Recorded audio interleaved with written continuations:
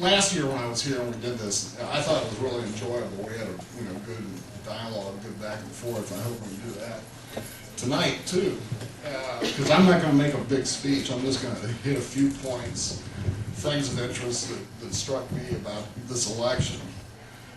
I think we'll start with City Council.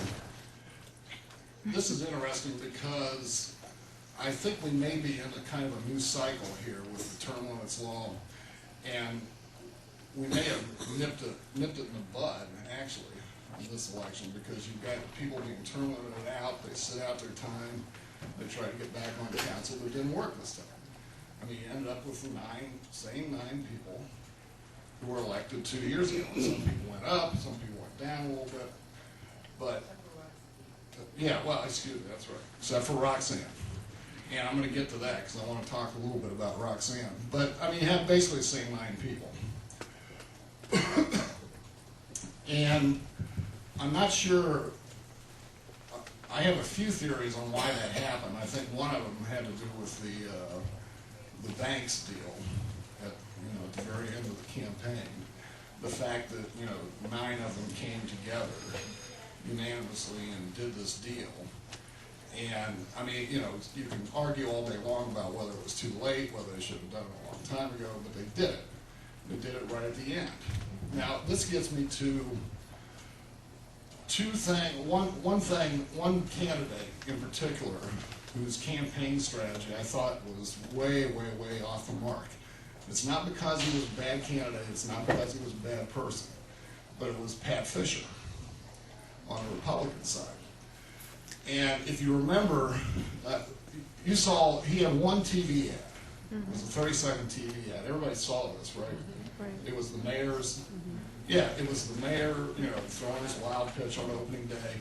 Then you cut to these people in suits, men and women, standing in the middle of the diamond at Great American Ballpark, yelling at each other with a baseball on the ground. Pat picks up the baseball. He'll throw it every time. He'll throw a strike. Blah, blah, blah.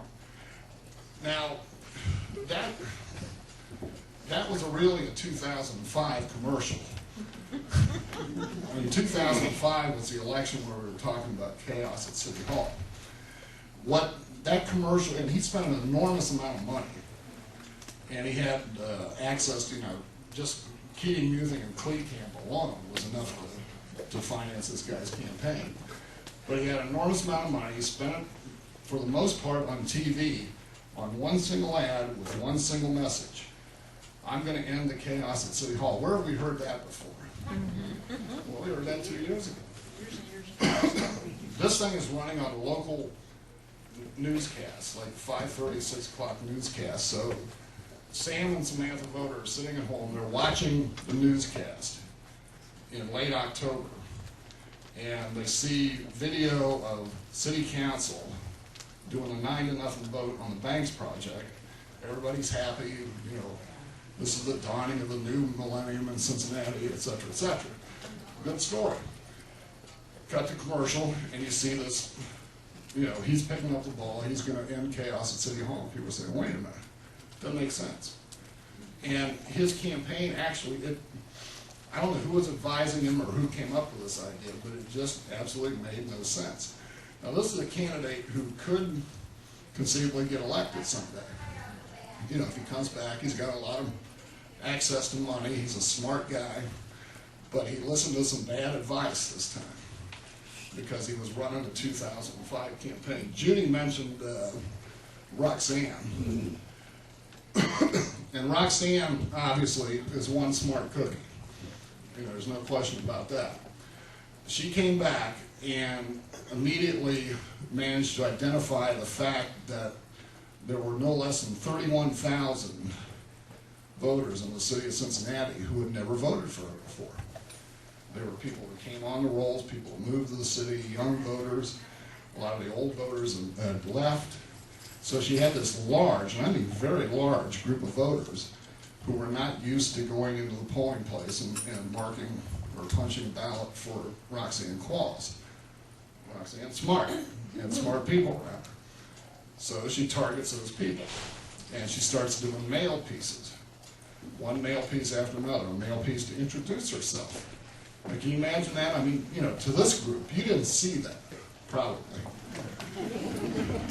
Because Roxanne doesn't have to introduce herself to you folks. But she did to a whole lot of people, and she did it with a mail piece, followed it up with other mail pieces that dealt with specific issues, and reached those voters. And I'll bet you that most of them ended up giving her at least one of their 9 votes. Actually, I did the math, it was 7.02 votes was the average cast by a Cincinnati voter, and that was high. Because 2 years ago it was like 6.2 votes. So most people don't go to the polls and vote for 9 people. This is none of my business, but I'd like to see a show of hands. How many people voted for 9? But how many people voted for 9 for the first time? Right. I never voted for 9 before, but this year I did. Yeah, and I think there was some evidence a lot of people did, and I think for the most part, it was people voting for incumbents, voting for the people who are there now. There was a little, here comes trouble here. Tim Burke's in the room. Anyway, no. Yeah, that's right. Yeah, exactly. And he's taking names too. And Tim's letter influenced me on that. Is that right? Yeah. Everybody know about Tim's letter? Okay, well, I made sure of that. That's what you get for putting me on your email list. But, and that was an interesting letter. I mean, Tim was, the Saturday before the election, I saw him driving down Ray Street in his SUV, yelling at me through the car window to find something better to write about, right? But it was just interesting because a party chairman, obviously, his job is to elect Democrats. And part of that job is to identify people that are going to need a little extra special help. Now, in that case, it turned out there was no helping some of them. I mean, Minette Cooper was not going to get elected because Minette Cooper, God bless her, could not make an argument for why voters at this juncture in history needed to put her back there. Same thing for Sam Malone, same thing for Charlie Winburn.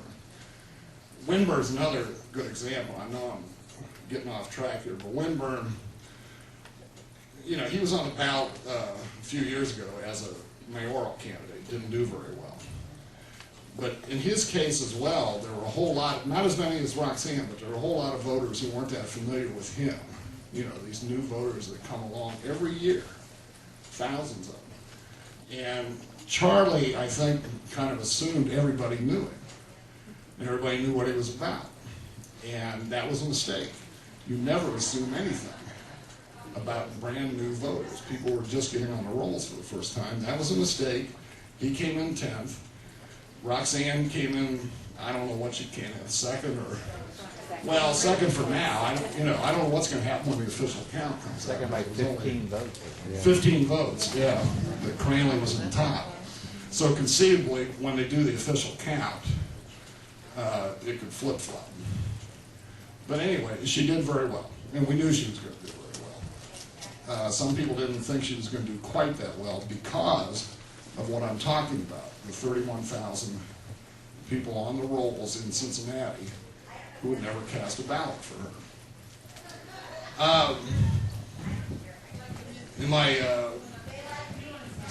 my ruminations today about things that were actually interesting about this campaign, I came up with one other. And it had to do with another Democratic council member